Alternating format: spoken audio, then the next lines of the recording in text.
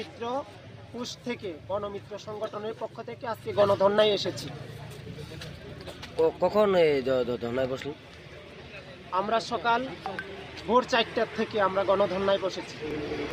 এটা কতদিন ধরে চলবে? আমরা যতক্ষণ পর্যন্ত আমাদের ন্যায্য অধিকার লিখিতভাবে সরকার ঘোষণা না করবে ততক্ষণ পর্যন্ত আমাদের এই গণধর্না চলতে থাকবে অনির্দিষ্টকালের জন্য। সরকারের কাছে কি দাবিগুলো যে পূরণ করলেন, সেই হিসেবে সরকার কি ঘোষণা করলো?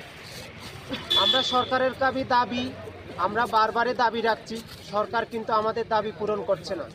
আজকে আমরা সবাই মিলে এখানে মিলিত হয়েছি, গণধর্নায় বসেছি। যতক্ষণ পর্যন্ত সরকার আমাদের ন্যায্য দাবি লিখিতভাবে ঘোষণা দেবে না ততক্ষণ পর্যন্ত আমাদের এই ধর্না চলতে থাকবে। কতদিন ব্যাপী এই ধর্না চলবে?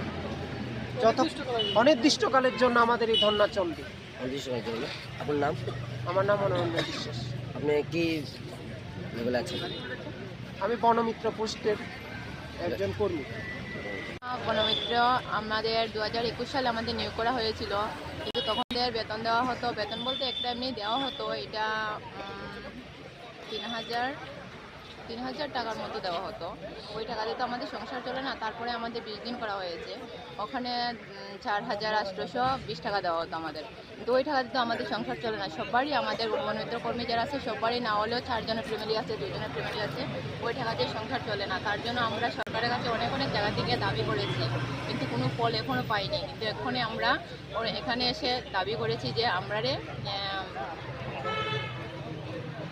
স্থায়ীভাবে কর্মীতে নিয়োগ করতে হবে। এই সরকারের কাছে দাবিগুলো যে পেশ করলেন, সরকারের কাছে কি কি মানে দাবি নিয়ে পেশ করলেন আপনারা? আমরা স্থায়ীভাবে এখানে সরকার আমাদের নিয়োগ করার জন্য আমরা দাবি চাইছি। এই দাবি কতদিন ধরে চলবে? যতদিন পর্যন্ত আমাদের ঠিকভাবে নিয়োগ করা হয়নি স্থায়ীভাবে ততদিন পর্যন্ত চলবে, অনির্দিষ্টকালের জন্য।